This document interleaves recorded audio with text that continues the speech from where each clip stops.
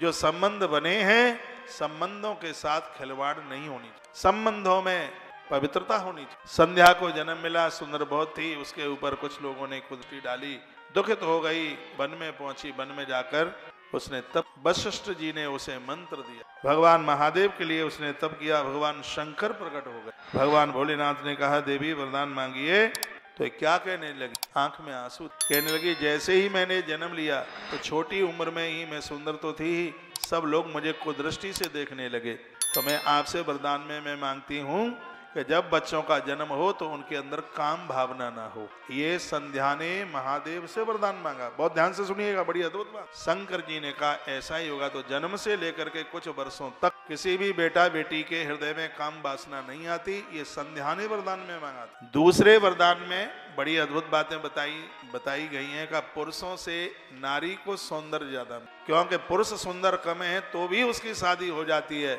लेकिन नारी में सौंदर्य कम है तो उसके लिए अच्छे घर बर को ढूंढने में बड़ी दिक्कत। इसलिए ग्रंथ कहता है कि धरती पर मात्र शक्ति जितना सौंदर्य लिए हुए है, पुरुषों को उतनी सुंदरता नहीं है। ये संध्या ने वरदान में मांगा।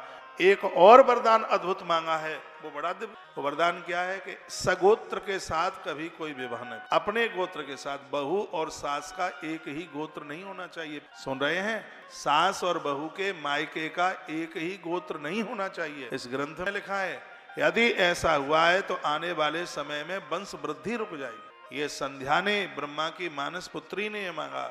भगवान शंकर ने कहा ये परपाटी बनेगी, एक गोत्र में कभी कोई विवाह नहीं, सा वर्णन है। तो ग्रंथों में जो बातें कही गई हैं, बातें तो बहुत है, भले ही 1 घंटा गृहिणी छोटी हो पुरुष से, पति की आयु कम, यदि स्त्री की उम्र ज्यादा है पुरुष से, तो पद्म पुराण के अंतर्गत 5 कारण बताए हैं बूढ़े होने के। उसमें क्या क्या कारण बताया है, बासा भोजन करने वाले लोग जल्दी बूढ़े हो जाते हैं, ज्यादा लंबी यात्राएं करने वाले लोग बहुत जल्दी बूढ़े हो जाते हैं, ठंडी चीजें खाने वाले लोग जल्दी बूढ़े हो जाते हैं, ठंडी चीजें खाने वाले लोग बहुत जल्दी वृद्ध बूढ़े हो जाते हैं, इसलिए ज्यादा ठंड मत खाया करो। और एक चौथा कारण बताया गया है, कहा गया है कि अपने से बड़ी स्त्री के साथ संध बनाने वाले लोग भी बहुत जल्दी वृद्ध हो जाते हैं, बूढ़े हो जाते हैं। ग्रंथों में भी तो परपाटी बनेगी। हमारी बात को ऐसे ऊपर से न उड़ा देना।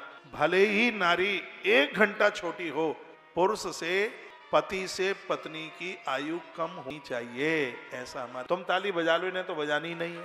एक एक बात बड़ी अनमोल है, बिना मोल की अनमोल बात है। तो एक गोत्र के साथ विवाह नहीं की, देर लग जाए कोई बात नहीं, सगोत्र के साथ विवाह। बोलिए शंकर भगवान की जय, श्री हनुमंत बलवंत महाराज की।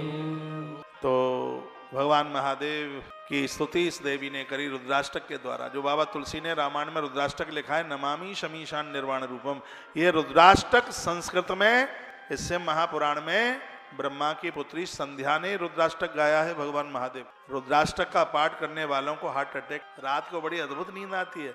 सुबह जगो गोपी गीत का पाठ करो, रात्रि को सोते समय रुद्राष्टक का पाठ करो, आनंद हो जाए, बड़ा अद्भुत। से महापुराण में इस रुद्राष्टक का वर्णन है, नमामि समीशान निर्वाण रूपम विभुम व्यापकम ब्रह्म वेदस्वरूपम। ये तो रामायण का रुद्राष्टक है, लेकिन यहाँ इस ग्रंथ में भी रुद्राष्टक का वर्णन संध्या ने किया। उत्पन्न मात्रा दृष्टाम, उन्होंने सबको उत्पन्न करने वाले, सबको लय करने वाले हे प्रभु आप हैं, आपके चरणों में ये दासी बंधन प्रणाम करती है, प्रभु हमारा बंधन प्रणाम। उसमें पूरा स्तुति है, समर्पण है। तो भगवान ने कहा एक मेधा तिथि नाम के महात्मा यज्ञ कर रहे हैं और 12 साल हो गए हैं, यज्ञ की पूर्णावती नहीं हुई है, तुम उनके यज्ञ में प्रवेश कर। संध्या ने उनके यज्ञ में प्रवेश किया, इधर पूर्णावती हुई। पूर्णावती के बाद श्रवा के द्वारा आग कुरेदी जाती है, भस्म माथे पर लगाने की। जैसे महात्मा ने अग्नि कुरेदी तो एक झुलसती हुई बेटी उसमें दिखाई दे गई, जिसने प्राण छोड़ दिए थे। महात्मा मेधा तिथि ने उस बेटी को बाहर निकाला, जल का जैसे ही छिड़काव किया तो उसका कायाकल्प हो गया और वो बालिका जिंदी हो गई है। वही थी संध्या, दूसरा जन्म उसका हो गया और उसका नाम रखा गया अरुंधति। और अरुंधति का कन्यादान करने के लिए ब्रह्मा, विष्णु और महादेव तीनों देवता आए और संकल्प का जल जैसे ही जमीन में छोड़ा, जो पवित्र नदियां धरती पर प्रकट हो गई।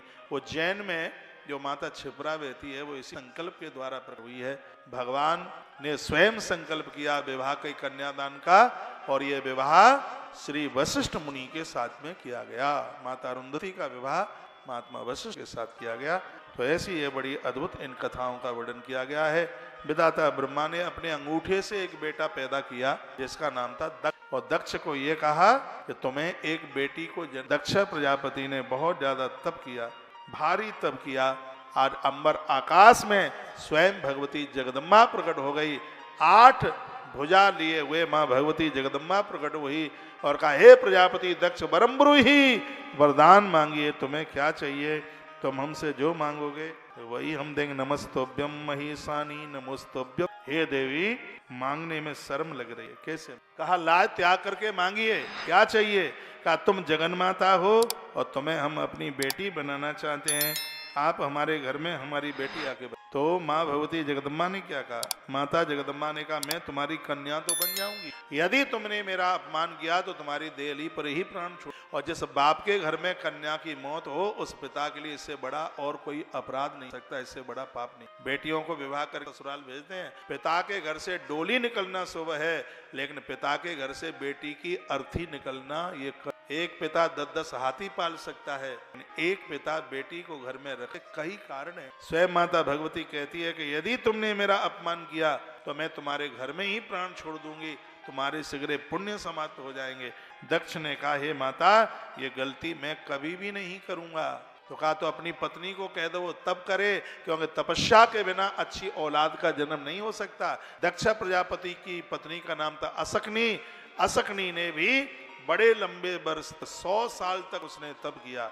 जब उस तपस्या के 100 वर्ष पूरे हुए, आज स्वयं भगवती जगदम्बा बेटी बन करके माता असकनी की गोद में आकर के खेलने लगी। आकाश से दंदमिया फूलों की वृष्टि हुई और यहाँ देवसी नारद जी आए। देवसी नारद जी ने पहला नाम रखा काली, माँ का नाम रखा काली। जयंती मंगला काली भद्रकाली कपालिनी दुर्गा क्षमा शिवा धात्री स्वाहा स्वधा नमः काली। जिसका नाम लेने से काल भी अपना चाल बदल दे, वही नारी के 9 रूप हैं, उसमें महाकाली